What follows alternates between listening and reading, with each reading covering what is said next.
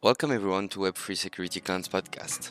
In this episode, we will be discussing between community members about how to generate a positive answer from allowing another party to say no early in the discussion.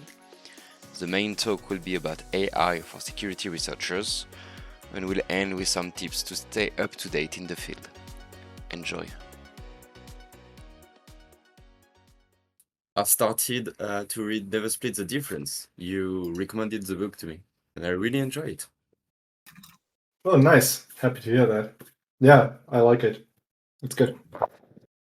It's also kind of like an interesting author, right? Like you look at his career and experience, it's pretty cool that you can learn from someone like that. So Yeah, it's really interesting, and it's very well written.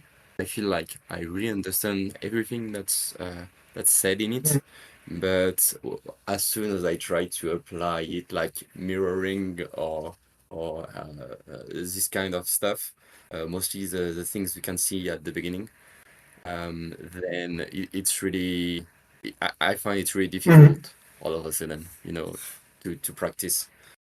so there's one thing in that book on I believe it's like essentially the idea is to pass or to give permission to the other party to say no early in the conversation, right? So essentially, you wanna create like an atmosphere where the other person feels they can say no, right? Because being able to say no means safety and comfort, right? And in particular control, right? So you're kind of passing control, like you're giving the other party the assurance that they are in control of the conversation, right? So that and there's like I think like one paragraph or something where they talk about or where he talks about like kind of triggering the other party to saying no, right? So that they subconsciously already internalize that. Well, because I said no already, well, I might as well say no again, right? So and that has proven to be like extremely useful in follow-up situations.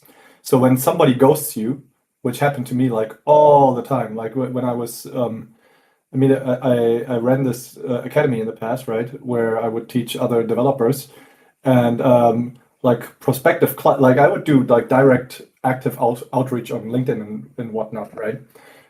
So I would DM other people and stuff, and then of course they would like they would either straight up ghost me or we would get into a conversation and then they're kind of on the fence, but then they, pull out at the last second and then they ghost me, right? So there has been a lot of ghosting going on. So, and in this book, he recommends like more or less a single line how you can essentially reignite the conversation, which is kind of like I find it hard to articulate, but basically, let's say you and I agreed that we meet, right? And then you don't show up, and there's no other or like messages from you or whatever, so you're kind of ghosting me, right?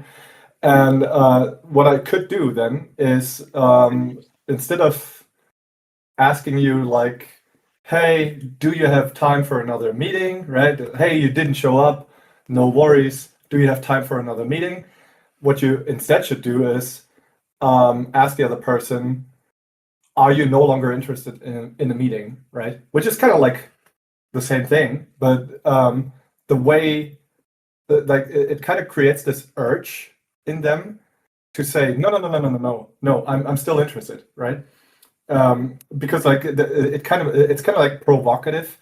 I don't know, man. I feel like I'm doing a super poor job at explaining this, but it's in the book, and it never let me down. Like it had an absolute 100% success rate, and I did like I used this technique like over and over and over again, and I think it's super useful for also applying to companies, for example. Like I know that. like a lot of people, applied to us, and we like leadership didn't like they weren't as responsive, right, to all the applications because we had like hundreds of applications, and then they kind of got overwhelmed. And what you can do to stand out is just do this, right? You could write an email like, "Hey, are you no longer interested in hiring capable people," or something like that, right? So obviously it shouldn't be like too like laughable, but it should create some sort of an urge in the other party to set things straight, right? Because sometimes they just forget, right, or whatever. Like, and if you want to do it on steroids, you kind of play with like with the desires of the other party. So, for example, in the case of clients, you're acquiring clients, right? You tell them like how awesome it'll be if you help them. In my case, it was developers, right? How I will be able to help them break into Web3 and whatever, right?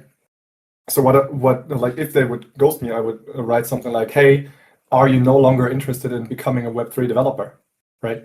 Or a security researcher?"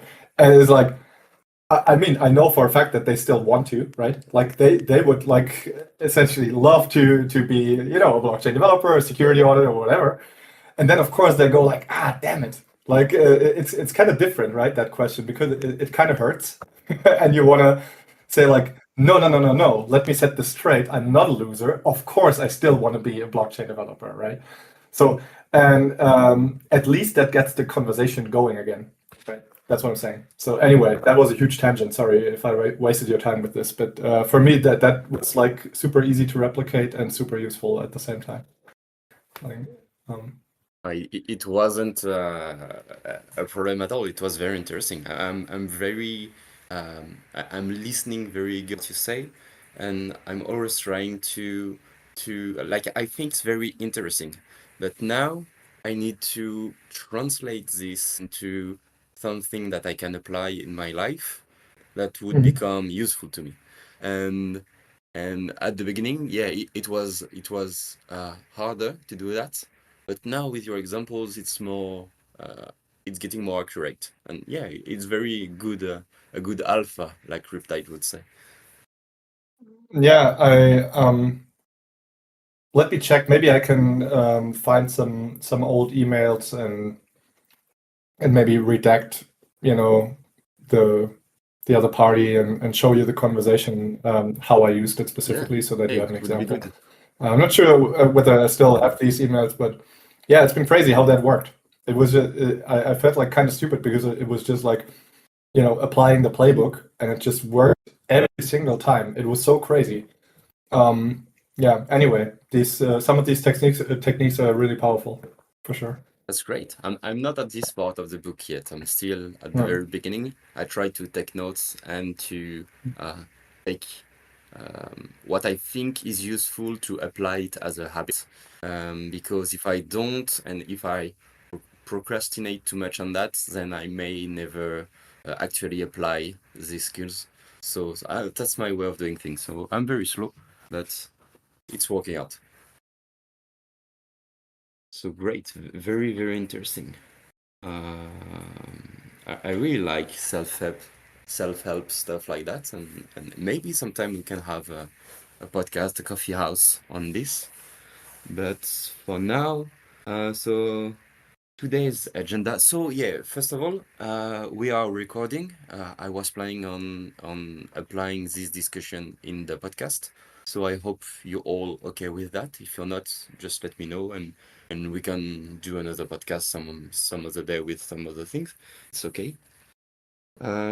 If you're all right. So today's agenda will be, first we'll mostly talk about AI and auditing. It's something that we are seeing more and more in this field. I'm not going on X that much now, but I feel like every time I go there, every week, so many people are talking about it. Some people try to say they made a breakthrough. They have the best AI in the field, and now every auditor cannot do anything anymore. We've seen this with many, not many, like, but several auditing platforms, and some researchers also do this kind of stuff. And I believe we can have a lot of things to talk about that. So we will start with this first, and then on the on the second part of this podcast, we will talk about the recent hacks in the ecosystem. So if you want to share something that you've read recently, or I'm very interested in how you guys are staying up to date with what's going on, because I believe that X is probably the most central place for us to do that. But I do prefer receiving newsletter, for example, by email. So yeah, everyone has their own opinion. So we'll share our best views of this. And so the idea I had with this talk was not having me talking solo about all the stuff. Whenever you want to jump in to share something or to talk about anything, please do. So yeah, basically that's it. So first, AI and auditing.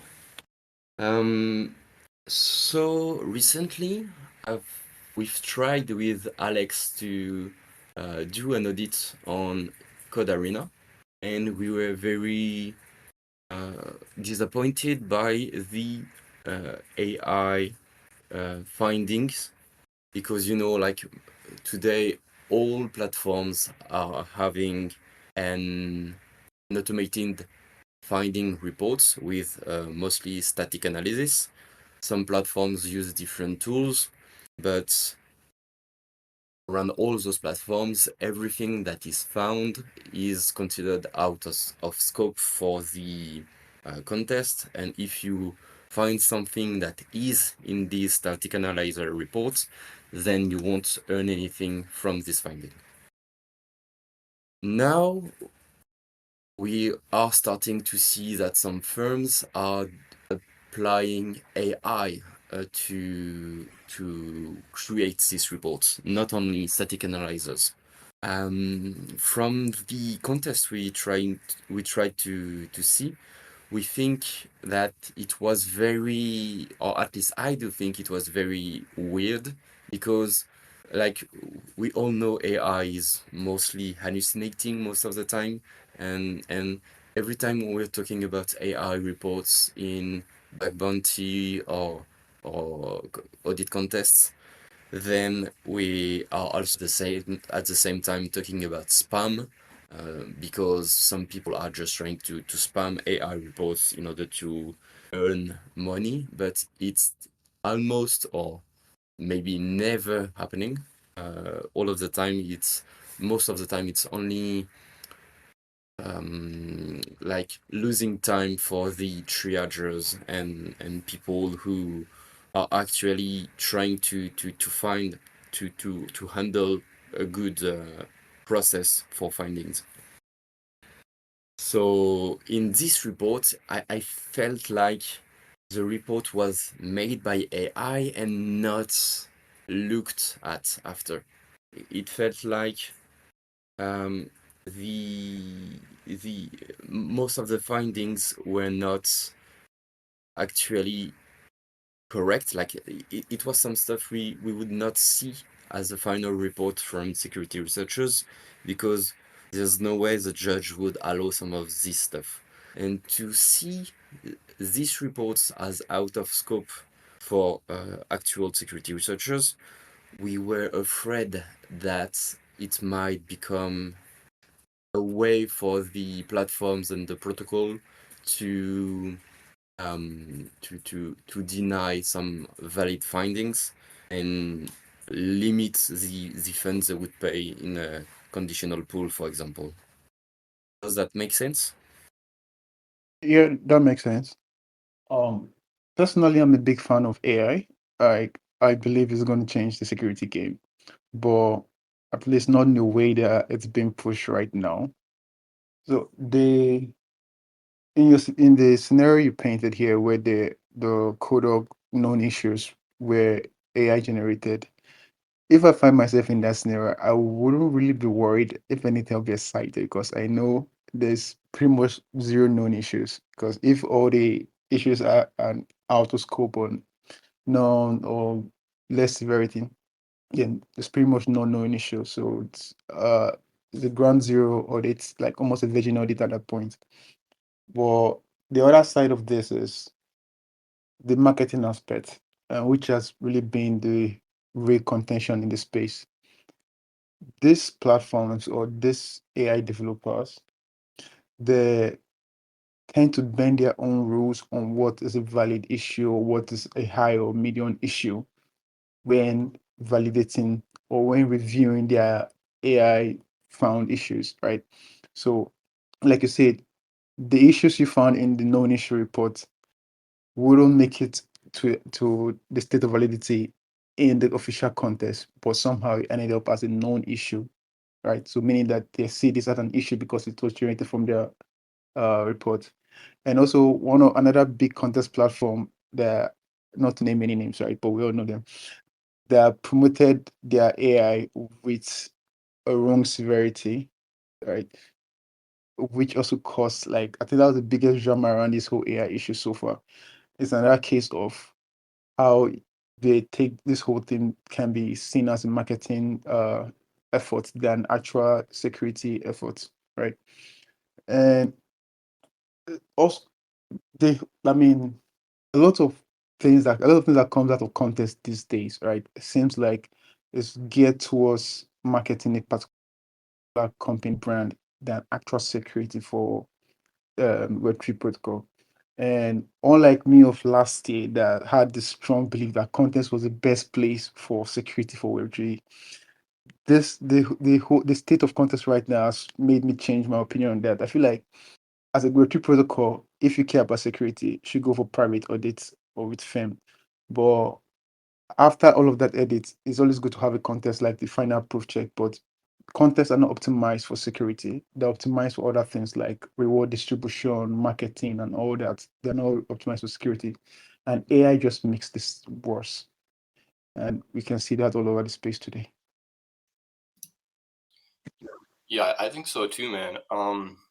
Honestly, like I don't think they care too much about the actual like low level SRs because I mean they're just gonna get a lot of like AI junk, right? And so it's this like default collision between the contest platforms, which obviously want to save money and get as many like projects as possible, and they don't really incentivize like SRs, like the low level ones properly. Like back in the day, you could just get like a simple bug, you know, and it was worth like 5K in a contest. And so when you remove like all the low level stuff, it's just harder to break into the field. It's just more demotivating to like try and get stuff done and actually get good SRs coming up through the ranks, you know? So, yeah. Yeah, I hear you. But in a way, I don't see my issue is not making it raising the bar up for security researchers in contests. My issue is the consistency, right? So if this is an issue today or in contest A, it should be an issue in contest B. It should, if this is an issue because security research A submitted it, it shouldn't be an issue when your AI tool submits it. So that's this consistency between all of this. If not, begin to have loopholes where bugs slip through, and we've seen cases where valid issue turns out to be vector for re-attacks in real world scenario. So the point is to Yeah, get yeah. consistency across all the space. Yeah. I mean, it's hilarious, dude. Like Yeah. the Sherlock bug, they were trying to say that what was it? Like the dust was like a critical or like a high, and everybody was just clowning on them. I think that's pretty funny. But Yeah. and then you have people like Riptide, where they had confirmed like a medium bug Yeah. that was worth like Hmm. 50K, and they just like backed out of it. Yeah. It's just such a bad like double standard. Exactly. between these guys like promoting their AI, and then like when your AI actually finds like a good bug, they just ignore you. Exactly. Sorry, by the way, I'm still pretty sick, so yeah. That's cool, man. That's fine. It's okay. Your voice is great. So yeah, I also agree with you too. Contests, I feel like they're going down in value, and it's getting more and more harder to break in through doing contests. Not because part of because the level is rising, of course, but also because there's so much burden and noise that are hard to ignore and that we should not have in order to compete in in just auditing for security. And yeah, so having things happening with consistency, as you said. So everyone should play the same games and have the same result depending on an action. It's difficult to try to trust Yeah. an entity if we realize they're not actually trying to go straight with the way they talk about things. Um, Apart from platforms and AI.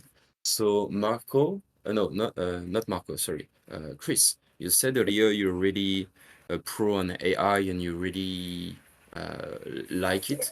Do you use it daily with auditing? Do you use it to find bugs, to create reports? What's your take on it? Yeah, I use AI heavily. And also I wouldn't be building audits if I don't believe in AI. So um so in respect to security, I use AI to break down complex code to use to derive analogies from abstract code to help me understand them better and before applying my own understanding or my own creativity into breaking them or twisting them. And also it really speeds up time, especially for the way I audit. Because if you remember with last one of our conversation where I walked you through my process, I literally have to comment on every single line of code, right?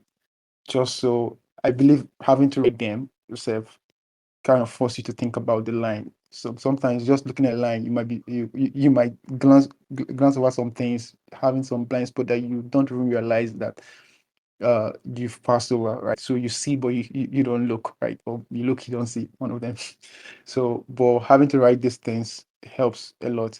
Now with AI, I can get to write certain part of the code that would have taken me longer to write. Now it changes from having the AI to write, having to write every code manually myself. Now some parts I have the AI write it and then I vet what the AI has written. So like I'm being the judge of the function or the review before actually auditing it and then judging the game for the content. This multiple rounds in a very short time. So yes, AI really helps a lot. Now, in respect to audits, I can't really speak much on that because it's an agreement between the internal team. We can't speak much on what we're doing until it's public. But AI is heavily involving with doing. But one thing, hopefully, I think I can say this. One, the way we're approaching it is not 100% or like heavy reliance on AI, right? We are building this tool in such a way that if it comes to it, it can run all deterministically. But AI is a smart is the intelligence of the tool, right? So let's say you want to audit the code. That's not the functionality we're building, but like let's say the task is to audit the code. Now we build a tool, let's say static analyzer that runs the code through and find bugs off, right? Now the AI then goes in and review these bugs, feeds it back to the static, feeds it back to the static analyzer, updates the functionalities of the static analyzer based on the intelligence he has gained, and run the loops again, right? So it's a combination between static tool and the intelligence that AI brings into this tool. So it's not about depending heavily on this AI tool. So that's how I see AI helping researchers, right? There was a time I was pretty naive about it, and I was so excited. I was like, AI is going to replace everybody and all of that. Yeah, kind of a naive take, but today I don't think I would have that same approach. But I still stand on the ground that AI is going to revolutionize the space, and it to change the nature of work that security researchers do. Maybe not replace them, but to change the type of work we do. And in some way, I feel like it's even open more job opportunities, especially for junior roles. Like one of the message you sent last time, that someone was looking for who is going to write POCs for AI bugs. That's that in a way, that's a job opportunity for a junior role, right? And that's a market that, if this becomes proficient, it can blow. Right, you have people that just focus on writing POCs, or verifying AI results, and helps with that reinforcement, right? So yes, AI is going to change the space. Maybe not in the way we expect. Maybe your job is not threatened, but the way you work would definitely be affected. So that's why I think is uh, AI is a big pro for the space, and I believe in it. Yeah, that makes good sense. I'm kind of curious. You know what I'm kind of curious about? I'm kind of curious what Riptide is doing with his. Like, what magic sauce is he using? Because apparently he found some rare like solo bug. Yeah, I wonder. Like, I've seen your guys' posts on Twitter too for yeah. audits that you're like, um, or well, I'll let you explain that as much as you want. But how's are you actively using audits to audit and stuff, or is that you can't talk about that right Yeah, now? the feature that is public available right now. I think I can speak on that. Yes, I use that.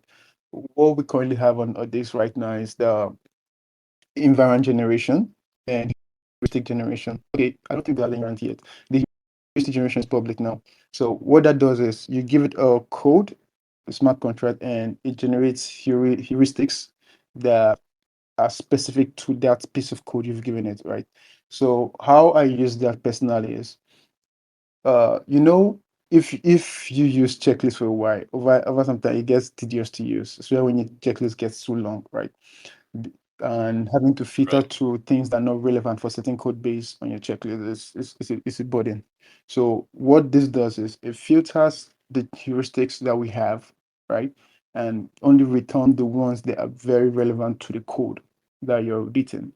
And it outputs this in what's it called again? Cursor files. This forgetting the technical thing for it, but this the file that you can use and add more context to your cursor code, right? So now your cursor then knows about this certain heuristics, or let's just say perspective of looking at the code base.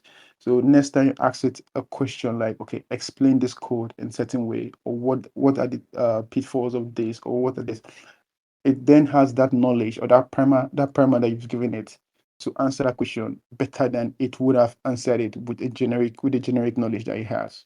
So that's one way I use Audix at the moment. But this feature is nothing compared to what we're working on right now, right? So uh, I think I've made the announcement public, but I can't talk on the details. The thing we're working on right now is it's called a false driver, right? That's the right term for it. But so far, most people describe it as an end-to-end forcing. So basically, what it does is you take a code and it scaffold the whole forcing suite for you, invariant test and all, implement the invariant and all that. And all you have to do is to run the invariant, is to run the test. If you get a broken invariant, you can then debug, right? Maybe in the future we can work on the debugging part and have it do everything for you, and you bring your own human flair to it. But for now, the target for now is, if you give it a code, like a compilable code, a Foundry compiling code, right? And it gives you a complete test suite for invariant test, right? And then you run your Medusa falls, Echidna falls, or Foundry test, and then everything falls. And if you get broken invariants, then you as a human can investigate that and see if it's actually a bug that's causing the broken invariant, or just something else. So that's what we're working on right now. How Man, that's Yeah, awesome. thank you. Yeah, so like the first version was like you guys were just filling it with context, right? Kind of like Yes. making it niche and giving it background context to kind of go Yes. deeper. And then now you're just it's actually generating invariants on its own Yes. and generating test suites. And Yes. man, that's awesome. Yeah, And I wonder what Riptide is doing. I was gonna say, like, if I can chime in here real quick, because like you touched upon it like before that triaging these findings would be like a good job for a junior. It's actually also a good job for another agent. So what you could do is have one agent generate invariants, have another agent find bugs based on these invariants, and then you have another agent triaging those findings and trying to POC them, right? So it's wild. The capabilities are pretty incredible, and also I feel like the false positive stuff that we talked about earlier in the beginning, that is getting better and better too. I feel like, I mean, currently it's still like at a crappy state, I guess, but I wouldn't be surprised if like 1 or 2 years from now, um, maybe we have pretty much no false positives anymore at all, because like the AI is kind of cross-checking and POCing itself in the background before reporting, as part of their quote unquote reasoning, right? So yeah, pretty pumped to see where this goes. But yeah, anyway, didn't want me to derail, but yeah, it's kind of cool to have multiple agents doing multiple parts of the workflow, right? Like different parts of the workflow. so, Marco, yeah, I agree with you. The triaging thing can be another tax one agent. I think most systems today, most agent systems to multi-agents, right? So it makes sense like that. And while it can also be a good tax one agent, it can also be a double opportunity for juniors also. So I was just making a point Oh of yeah. you can create, yeah. I was just making a point of you can create job opportunities for people coming up. And until we can get to a state where we all can answer this question with a firm yes, I don't think any job can be solo agent. So the question is, can you confidently deploy your code online without having human auditing it? Only be like an AI audited code without having a human look at it. Can you confidently stamp on, like, give a developer approval or even your own code, deploy it and say and believe that this is secure without having human looking at it? So until we can confidently say yes to that question, I think every agentic job right now is dual facets, the human and the AI aspect. How long do you think we got, Chris? 3 years? 5 years? I don't think it's go up to 5 years, honestly. With the pace at which this is going, 5 years kind of distance. But I think in 3 years it's possible. 3? No people, no humans. Yeah, I feel it's possible. It's possible. I mean, it's ridiculous what these guys are doing right now. It's really ridiculous what they're doing. So it's possible in 3 years.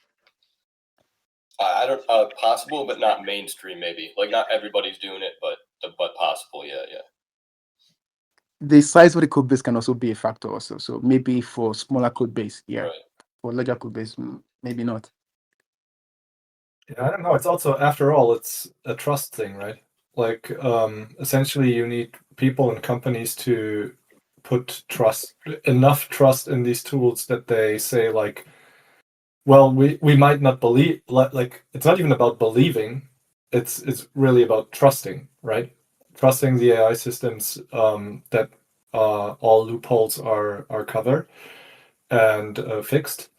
And then yeah, you got to see how it pans out in practice, right? So you'll probably have like some companies be the first ones to try that and essentially have their code fully AI audited without any human involvement.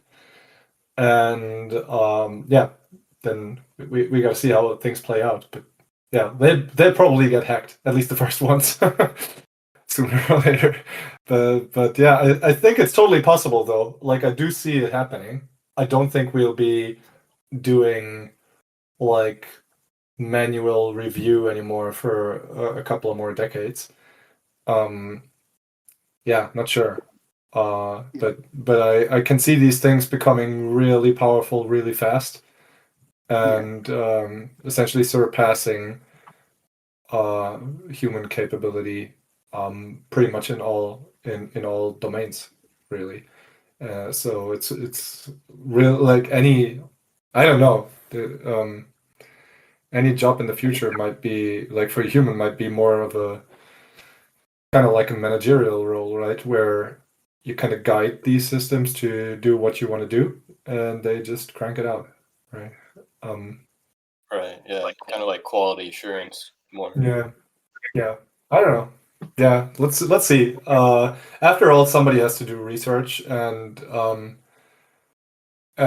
research like so. As long as we're staying in the larger cryptography realm, I'm not really worried about losing my job. But I will say that that I'll probably I can see myself losing the opportunity to do manual reviews pretty soon. Um, but yeah, who knows? I don't know. Let's see I where mean, these to be fair, things go. to be fair, I'm high on Hopium. So if you're working on anything related to AI, so you have to have this over uh this bias towards AI, right? So my take is kind of very biased. So yeah, that's why I'm kind of very optimistic. Yeah, but it's also true. I mean, like try to beat an AI in terms of findings. Even now, like take Codex right now Yeah. and take like an arbitrary code base, and then you like audit on your own and try to outperform another colleague that is just using AI and triaging the like its findings and stuff. Chances are the AI will probably dig up like a similar number of issues, maybe more than you do, and maybe even more severe. And in particular, in way less time, right? Like it's probably a day or two, like including triaging. So yeah, Yeah, that time factor is often overlooked. Yeah. yeah, yeah, and so I don't know. Of course, currently it certainly doesn't find all issues. It might also be heavily dependent on the prompt you're using, whether these Yeah. things find stuff or not. But again, like 6 months from now, it's probably gonna depend a little less on the prompt again, Yeah. right? And then again and again, and like every couple of months or so, like you can just say, "Hey, where are the vulnerabilities?" and this thing will be better than like 6 months ago, right? So Yeah. it's pretty amazing what they can already do. So yeah, I don't know. Yeah, I just googled something here. Interesting. Well, not googled. I just asked ChatGPT an interesting question here, relating to what we're saying. So I asked it, how long did it take AI to go from competitive state in chess to dominant state? And the answer it gave me is 1 to 5 years. Right. Hmm. So, so you get where I'm going with this, right? So if we're Yeah, going to drop if we're going to draw parallels for the early state of AI in an open possibility game like chess, right? It yeah. took it 1 to 5 years, and the efforts put into AI at that stage isn't compared to what's the effort that's going into it today. Wait. I have to push back a little here. I don't think out of the box AI can currently beat a chess grandmaster, for example.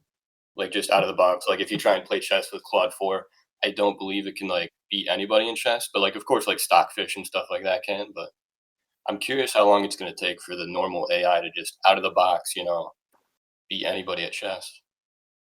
You mean like LLMs? Yeah, just out of the box LLMs with no like custom stuff. Yeah, that's a cool question. I don't know. Yeah, I don't know. I have Yeah. no idea about It'd be that. have you Googled that by any chance? Like, it'd be surprising if that. I have. Yeah. I mean, I've looked around. I even asked AI. I don't think it's occurred yet. Otherwise, I think we'd know about it. Like just a normal LLM beating like a grandmaster. That's Right. interesting. Yeah, yeah, Interesting. that'd be wild. Yeah, Is there but anyone again, I guess it's probably not gonna take too long. I don't know. is there anyone working on element dedicated to security? Even if it's not Web3 security, like generally, just an element that's fine-tuned, that's built and everything for security. I've heard rumors that there is like a codex variant that's focused on security, but I'm not sure. I haven't tried it, haven't looked it up. I just heard it through the grapevine that there is such a thing. Gotta look it up. But the whole point of that being that the I guess the inner prompts of the thing are more defensive, so it doesn't spit out as many false positives. So yeah, but I don't know. Like, good question. Do you think it'd be worth the effort? Oh yeah, for sure, definitely. Like 100%. Like the more you can niche it down to. Actually, I think probably we'll end up with very specialized, like expert LLMs Yeah. for certain tasks because they're just like super fine tuned to do task in a certain area. But yeah, I don't know. Not aware of, like, no company comes to mind. What about the others? Do you guys know anything like that? No, not really. No. I was wondering if all three of you guys have actually already coded agents. I believe that Chris, you must have because you're working on Odix. But I personally know what is an agent and how it should work. But Babs, you gave an example earlier where, oh no, it was Marco. You gave an example where you can have an AI generate bugs, finding reports, and then another AI trying to triage and to verify the bugs. Maybe another agent trying to create box of it. You guys worked with agents? Yeah, I mean, yeah, there are libraries to help you get on board, and also resources. If you go into the Langchain and Langsmith library community, I think almost every week they have some new idea, innovative thing to introduce there. But it's just a library. The main thing is the idea you want to code, right? And very often, especially in our field, that's just a small part of it. How are you manipulating the smart contract? What other two are you interacting with? How are you defining like these patterns that you're trying to look for, and the whole prompt engineering thing? It's more than just coding the basic agentic flow. But yeah, I don't think it should be difficult for a Web3 security to get on board in that, right? Yeah. So I personally didn't tinker with that too much yet. So I also know how it's working. I know like a lot of my coworkers are pretty deep into it already. But it's also not super hard. Like, I agree with Chris on that. I don't think it's like rocket science or whatever. So as long as you're comfy programming stuff, and it's just a matter of, I guess, learning the API and maybe knowing Python or whatever. So yeah, shouldn't be too hard. How about you, Bubs? Man, I just hope we can use like Claude out of the box for a few more years. I don't have to mess with that stuff yet. Honestly, I mean, I'm totally fine just using Claude 4.5 is pretty good right now just for understanding code bases and stuff. Like it does help me quite a bit, but I guess maybe in a few years I'll have to actually switch and get deeper into the AI stuff. Are you using Claude directly on their website, or are you using another platform that's using Claude under the hood? Yeah, I'm just using old school, man. I just go on the website. I got it up on one monitor, and then the other one's just a code base, Okay. and I just copy paste code. Oh, really? Like VS Code has pretty good integration with all these, right? Models. So Yeah, I should probably use that. yeah. Haven't Yeah, done it. it's like literally no learning curve at all. You just use I don't know, I think you probably need a Copilot subscription or whatever.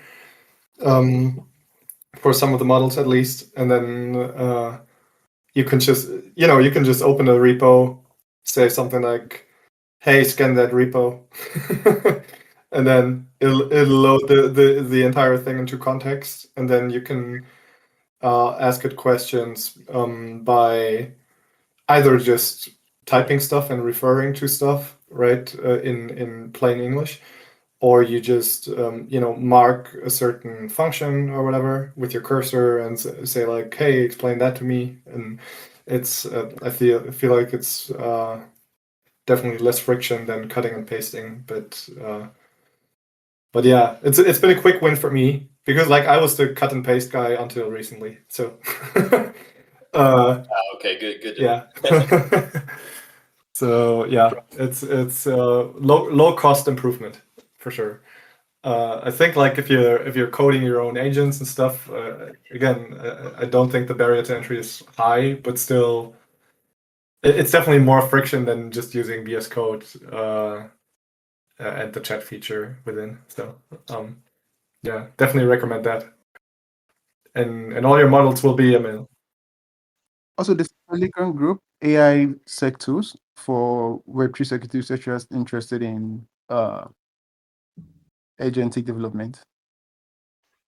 I don't know if, let me see if I can share the link. It'd be nice to have like some introductory tutorial to that. Like, are you guys aware of anything like that?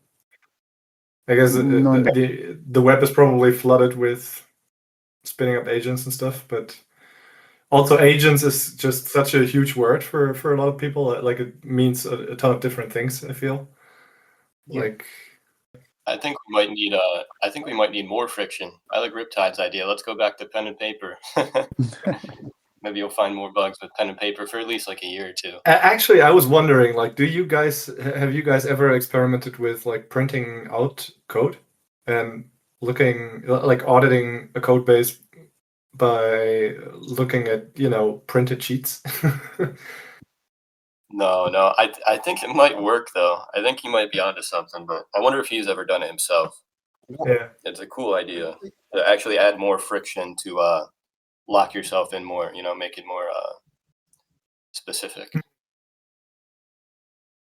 Yeah, uh, I was wondering, but yeah, I'll probably experiment with that too. I probably like the next audit or something. I'll give that a go. I know some people are doing it. I remember seeing a video of someone who said he prints things and then take notes on the papers on the lines he to lay down his thoughts. I personally don't do it, but I like to write down on paper how I understand the code base. And also, I'm trying to actually try to rely less about AI, at least when I'm starting with a new code base, because I want to try to become better at understanding the protocols I'm reading instead of trying to get better at twinkering the AI to try to do this for me. Because it doesn't really matter how good I am in the end at using AI. The best auditors will always be better, at least for now. Maybe in 3 years it will be different. But for now, they will. There's no way I can do better than them. And everyone else has access to these tools and can easily, or so I believe, reach my level.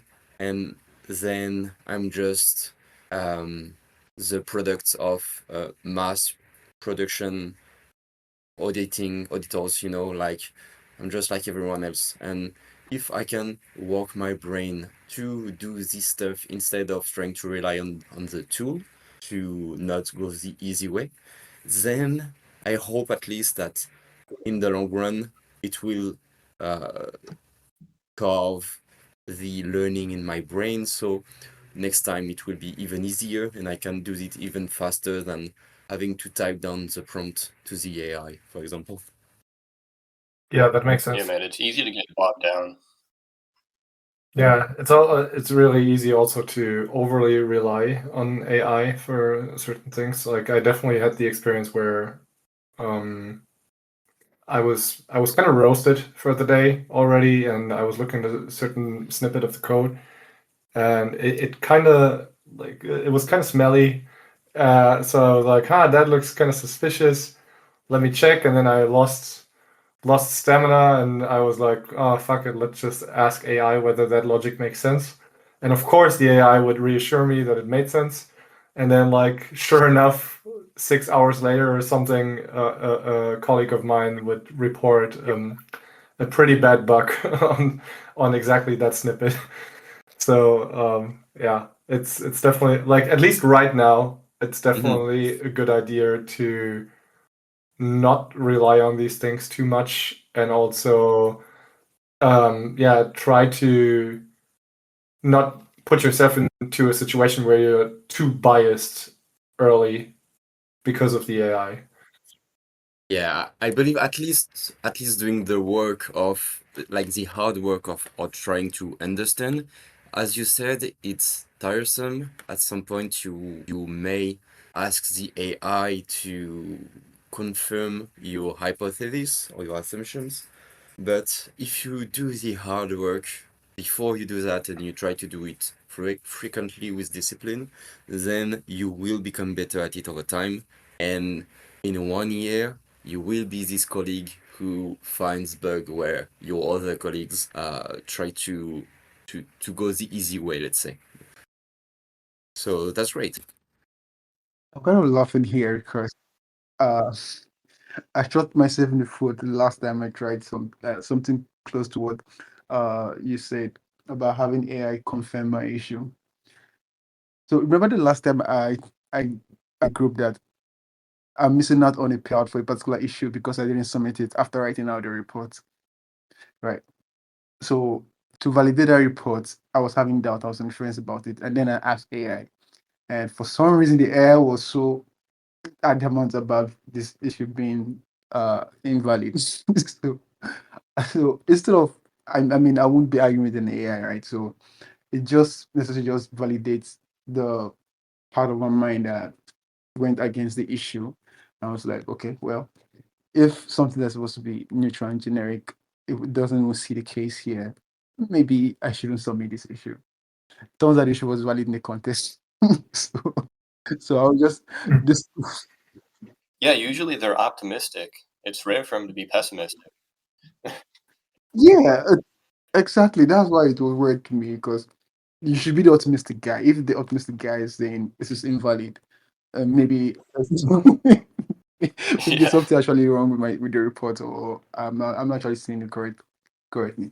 Yeah, it turns out that the issue was valid, but I escalated it and it was down to a low, but still valid, still valid, just a valid low. So yeah, I just the point is just maybe having AI validate what you've reviewed. If you should have like your own, like a strong conviction of your own, and if you're on the fence, maybe AI shouldn't be the referee per se. So I don't know. Then again, it's just my experience and might be wrong. No, that's a good point. Yeah. So yeah, another thing, just to switch gears real quick, but I wanted to get this off my chest because I think it's kind of a nice exercise. So one thing I'm trying to do uh, lately is whenever I have a finding that AI didn't catch, or my coworkers come up with a finding that AI didn't catch, I try to figure out prompts such that the AI catches it, right? and ideally, non-sophisticated prompts, right? Where you just give the AI a little nudge in the right direction, and it comes up with the actual issue. Versus if you just ask it like, "Hey, where are the vulnerabilities?" It misses it, but with a little nudge, it might find it. And I think that's like kind of like an easy or like a good habit to get into to train yourself to get better at prompting these things, right? I guess probably like if you do that long enough, you'll probably spot certain patterns, how these little nudges need to look like in order for you to be able to, find more sophisticated bugs using AI, which is probably what Riptide is doing, Wow. by the way. I don't know.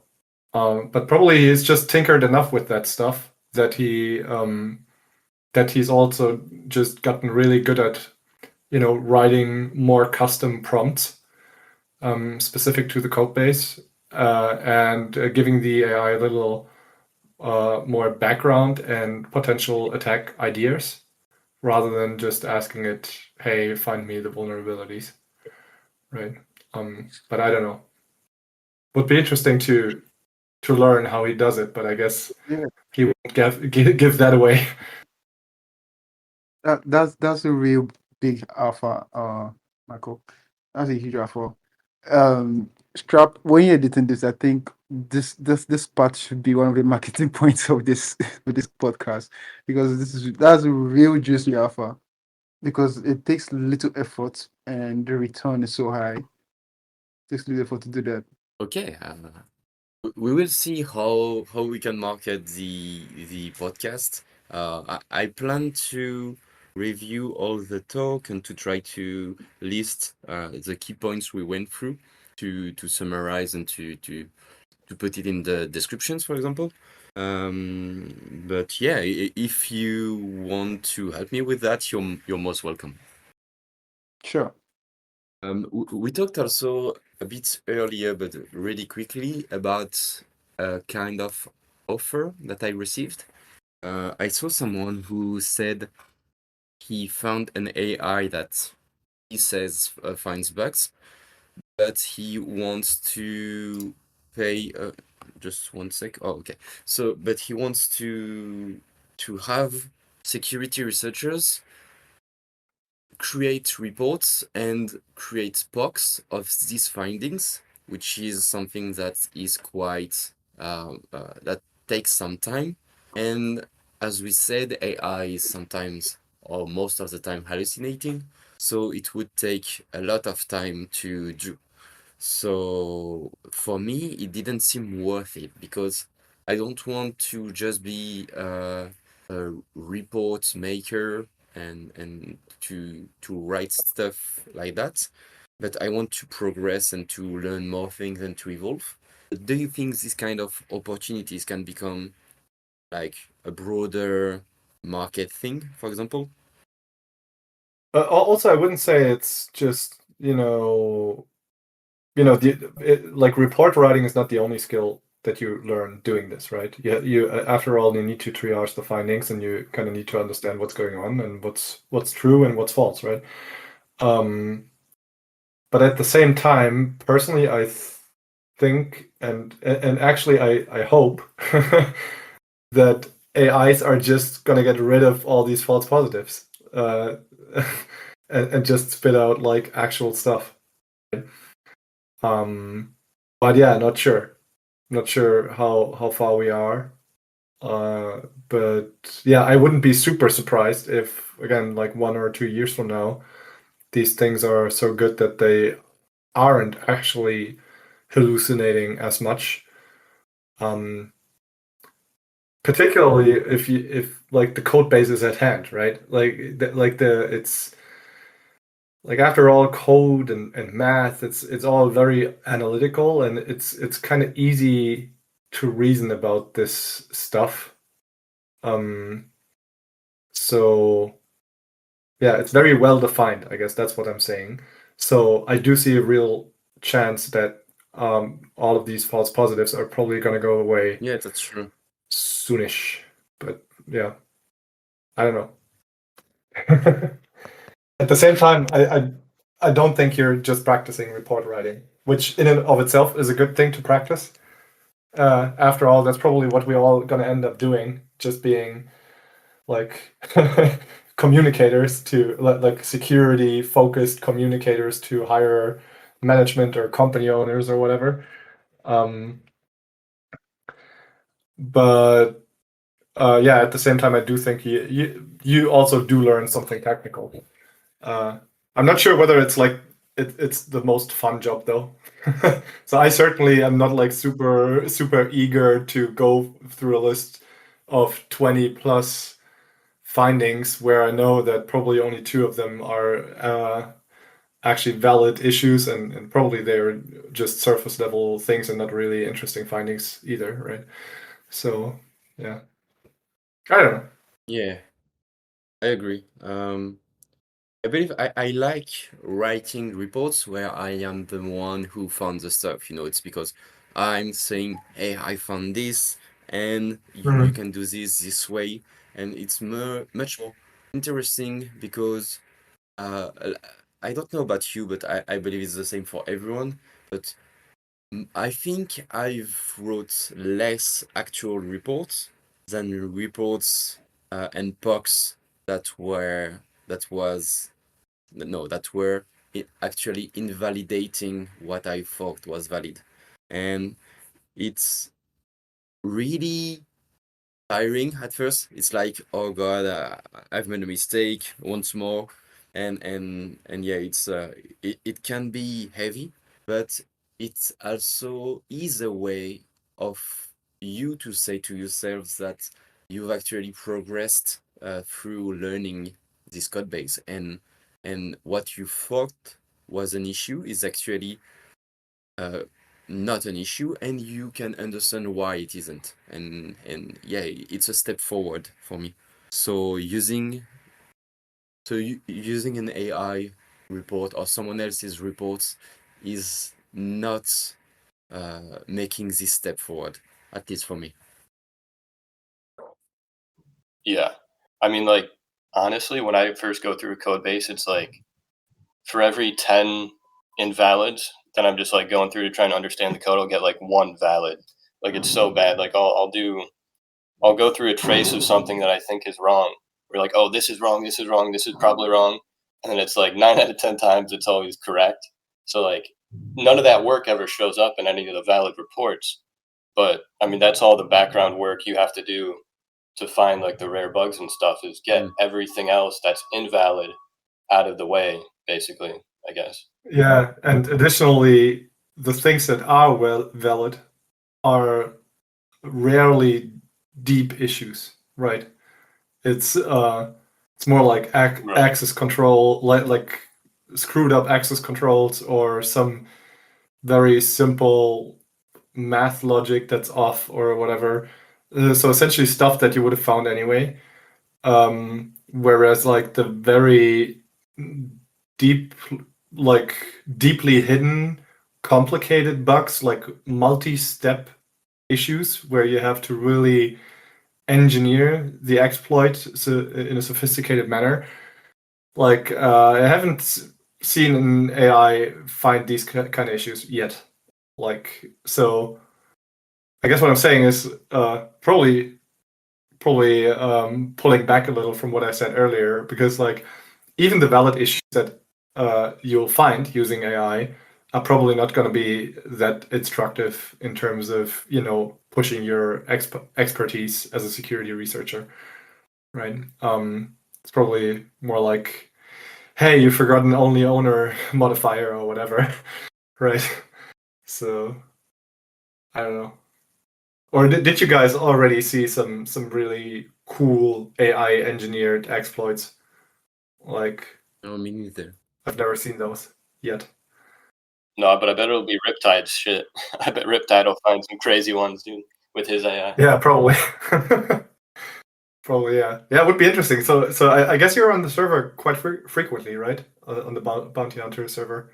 So if he happens to share something like that, it'd be cool if you could forward that. I'd be Yeah. super interested to like generally see just one example. I mean, you mentioned like the 50K one or whatever that got downgraded or not accepted Yeah, or yeah. whatever. What was that about, actually?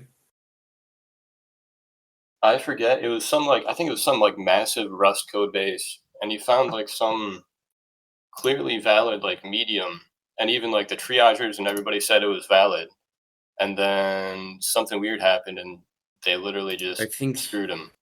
Honestly, I think it was that simple, that straightforward. I think they found a way to say that no funds were actually at risk, and so it was not a medium, it was lower, and so no rewards. Yeah, but the triagers literally said like he has screenshots of it being like, "Hey, this is valid. Thanks for finding this medium." And then like 24 hours later, either like the project or the triagers like came and just invalidated it, which is crazy. I didn't dive really deep in this drama, but I'm not sure if there are other valid findings, medium or high, and if not, I would not personally put the fault on. He said it's AI, so we don't want to promote AI findings, but rather we had a conditional pot and the clients want to not pay it, and so we have to find a way to not make them valid or something like that, like we can. Right. It was probably the latter. Yeah, it probably wasn't racist against AI. It was probably just a conditional pot thing. Yeah. Yeah, being racist against AI is just like so nonsensical. I mean, who cares how the thing was Yeah. found, right? After all, the only thing that matters is the impact. And yeah, I don't know why projects keep doing that. Like this is I mean, I guess money is the reason, right? But I don't know. I'd probably be more paranoid that, some security researcher that I just, mistreat will just go rogue on me. And because like, the truth is, regardless of how many times code has been audited, it's probably still full of bugs, right? And given enough time, there's a good chance you'll find something, right? You just need to be motivated enough and throw enough time against a problem. But if you have like a, let's say, 10K plus code base, man, unless you have like 30 consecutive audits, you probably have some stuff hidden there, right? So I don't know. Also, it's just like super unethical. Yeah, I don't think have you sorry. I think in one of the latest episode of Bounty Hunters, Riptide interviewed Patrick from Cypherin, and they're working about this kind of things. Like he doesn't want to battle against other competitive platforms to lower the price more and more and more because he wants to pay security researchers fairly, and yeah, it feels weird to try to battle with other platforms to give the lowest possible price. And so that's also why Codox doesn't do any conditional bots. So maybe you can find answers to your questions by listening to this episode. It's very insightful.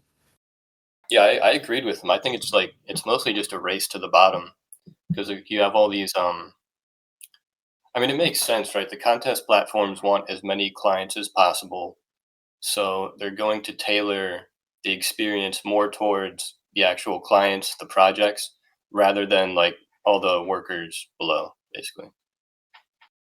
Yeah. And honestly, still, you have to look at contests as like I look at contests as kind of like university or college. Like, I mean, yeah, it's great. You get to do it for free, and if you find some stuff, you get paid. So I mean, it is all gravy at the end of the day. Like, I'm not complaining about that, but it is. I do feel like incentives can be misaligned a bit. But It's just pretty short-sighted, right? Like, I mean, if you like, I totally get that they are biased towards their actual clients rather than the security researchers. But after all, like if you're if you keep treating security researchers badly, right, and yeah, ripping them off like very bluntly all the time, then what good is your service after all? Then nobody will or just the noobs will stick around, right? And the value that your clients get is actually very diminished versus you actually pay your people well. And yeah, I don't know. If it's like with everything else too, right? If you're constantly trying to cheapskate and pay as little as possible, then that's the service you'll get after all, right? So I don't know. It's just a bummer for the people who are trying to make a living out of that, and then it's just like so freaking hard to earn enough. And like at the same time, you have all these crazy stories of like on X, right, where people make, I don't know, like what that's this crazy result earlier this year. I guess it was like Zictor who made like I don't want to lie, but he made like north of 300K in like the Ethereum contest or what? I don't know. It was crazy. Like it was absolutely bonkers result for a month of work. And then you as the little security researcher who's trying to make it work and you grind your way like day in, day out, right? 12 hours a day. And you just can't seem to get things running. It's kind of sad for these people. I don't know. Yeah, it's a tricky spot because, like, I mean, security is just inherently a field where you only want the best of the best always, right? I mean, security, that's just how it is. Yep. So, I mean, it's hard to get paid unless you're doing super good. So, yeah. Yeah. And I feel like that's probably gonna get even worse with AI because like yeah, I mean AI is already pretty good at doing stuff that a junior auditor would be able to do, right? They're probably gonna find like pretty much everything a junior auditor would. So yeah. I don't know. Yeah. It's tricky. Regarding that, how do you guys go on staying up to date with what's happening in the field? Are you mostly using X or something else? I try to like not look at X too much. I'll usually just like doom scroll, and then that's pretty much it. I try to just do my own thing, have fun, look at the code bases, try and find some neat bugs, but yeah, that's pretty much it. Yeah, pretty much same here. So I would use. I mean, I will say that I scroll through Blockthread pretty much every week, and I do read ZK Mesh, which is like a monthly newsletter on ZK, and it's pretty much the same format as Blockthread. So it collects all of the interesting links to stuff. But yeah, then other than that, like I guess you guys know I'm off X and social media in general, more or less completely. So yeah, I don't look at that. If someone I mean, I still have an account so that if someone shares something interesting with me, that I can quickly pull it up in X and read it. But yeah, I don't actively look for news on X at all. And I guess like Babs already said, like it's the best thing you can probably do is just like go with whatever interests you and go deep instead of trying to stay up to date all the time, right? Like what would pay out in the long run is depth. Yeah, it makes I guess. sense. So, So ZK Mesh. yeah, I will Yeah, check ZK this Mesh, I out. believe. Sounds interesting. I'm mostly using I mostly prefer email newsletter like Arsen, who's a security researchers. He's also doing some weekly report or sometimes monthly. I don't really know, but it's very interesting. I really like his write-up, and also blog threads as well, as you said.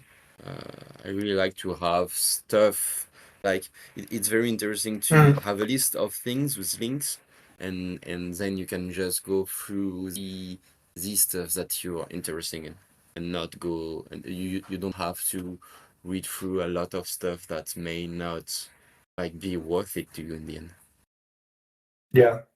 Yeah, and also it kind of ties back into this discussion we had a couple of times of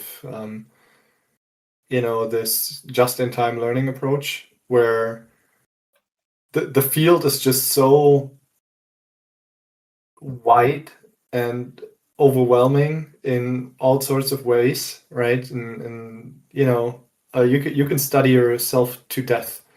So instead, I usually prefer, or try to at least, not get distracted too much, not to get distracted too much by like what's hot and trendy, but rather more fundamental topics, or I would just wait until something pops up over and over and over again, right? So to give you an example, in the ZK realm, there are certain protocols like SumCheck, for example, or the KZG polynomial commitment scheme or something like. There are all these new and hot variations or papers on stuff, but at the core, it's really KZG, or it's what was I saying, like SumCheck, for example. So this way, I kind of learn like either I learn the thing that's in front of me just in time, or I like with time realize that something comes up over and over and over again, and then I'll take a look at that as well, right? So another example would be, probably you're not familiar with Plonk, right? But still, like, Plonk is kind of a good time investment to to learn. Plonk is very good because like it pops up in like all over the place, right? And is the foundation of so many things you would audit in the zero knowledge space, right? So that is like one particular topic where you don't have to rely on just-in-time learning, because the thing is actually worth studying because it's fundamental enough that it pops up everywhere, right? So that's kind of how I try to approach it. So, but to answer your original question, for that to happen, you don't need news at all, right? You either just focus on what's in front of you and try to learn stuff that helps you solve the problem or the audit at hand, right? And for the other thing, you will just see with time what pops up over and over again. And at some point, it will be so frustrating for you that you still don't know what the fuck is going on, right? Like, for example, you have like, I don't know, your 10th ZK audit, right? And it all kind of touches on Plonk. You don't need to really know how the proof system works in detail, but it would still be kind of good, right? And then at some point you just get so frustrated that you just learn the frickin' thing, right? But Yeah. but not before, right? I guess what I want to say is, like, stick with just-in-time learning unless it becomes like so super obvious and painful that you just can't help but learn it, right? Just to. I agree. Yeah. But other than that, I really would make an effort to not keep up with the hottest, latest, greatest stuff. I think that's like counterproductive. Right. Yeah. Here's an alpha drop. Screw learning. Just learn it just in time for the job. Yeah. If it's required for the job, go ahead and learn it. But other than that, man, I'm on the far end where, like, I mean, the first move contest I did, I had no clue what I was doing, and I just did it anyway, and it ended up good. So Yeah. yeah, and for the fork of Tornado Cache that I made, it was originally made with Gross 16, and then I realized I needed to do like some weird MPC two-phase stuff, and that was like way too complicated. And so I switched it over to Plonk, having no idea what the hell Plonk was, and it just worked out of the box with Circom, and I got it all set up with Plonk. Didn't have any idea what was going on really, but like I made it work in the end, and I mean that's most of what matters, at least for developing, I guess. For security, yeah, sure. I mean, I guess you kind of want to know the backstory on some of this stuff, but I'm on the far end of just learn it right when you need it. I agree. You do want to be on the like really expert level end of stuff, but the question is like, how do you build that expertise, right? How do you get to that point of becoming a real expert? And I guess like what I'm trying to say is,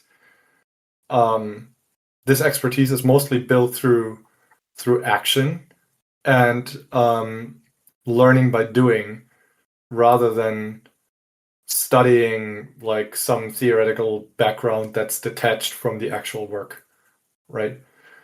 Of course, there are obvious caveats, right? For example, you do want to know how Plonk works if you're working in ZK, but yeah, for the most part, I think studying, like learning through the work itself, is the most efficient route to true domain level expertise, right? Because it just sticks better as well, and you're likely picking up knowledge that's more relevant for the stuff that's done in practice, because after all, your learnings stem from something with practical relevance, right? Rather than just some academic paper or whatever, right? And it's more exciting. I mean, it's just hands-on. Oh yeah. You have no clue what you're doing, and you just have to learn it. It's exciting. It actually made me like work longer and harder. It was awesome. Yeah, that's a good point. I would say for beginners, it's probably like harder, because it tends to be more overwhelming than just reading a paper, because just reading a paper is like super structured, or you pick up like your gazillionth course on Cyphren. Like, not that these courses are not valuable, right? But you get my point. Like, it's easy to get stuck in tutorial hell there also, right? And yeah, just learn it when you need it and not earlier. Right. Yeah, I also had on another Discord server, I had a newcomer saying he needed some help with tips about learning some stuff, and Victor gave a tip. He said that he followed Solidity Ratios bootcamp, and it was 19% of actual coding and doing some stuff, not just theory. And this is what works for him and what he thinks will probably work for everyone. And he adds, there's a difference between understanding concepts like in a video or an article, and understanding and mastering concept from practicing the what you're learning. Yeah, there's actually a famous Feynman quote on that, which is, there's a big difference, or I think he said like something like, I early learned the difference between knowing the name of something and knowing something, right? So kind of like the same gist. Yeah. Anyway, that's been great. Thanks so much for hosting, man, and for inviting us. Yeah, it was great. We will wrap this up. It was actually much longer than I was expecting. I was afraid that it would last only 30 minutes. So it's really cool. I really enjoyed all the stuff you had to say, and thanks to all three of you. And yeah, if you have any idea for the next coffee house or stuff like that, just propose. So until then, see you next time. Yeah, see you next time, man. Cheers.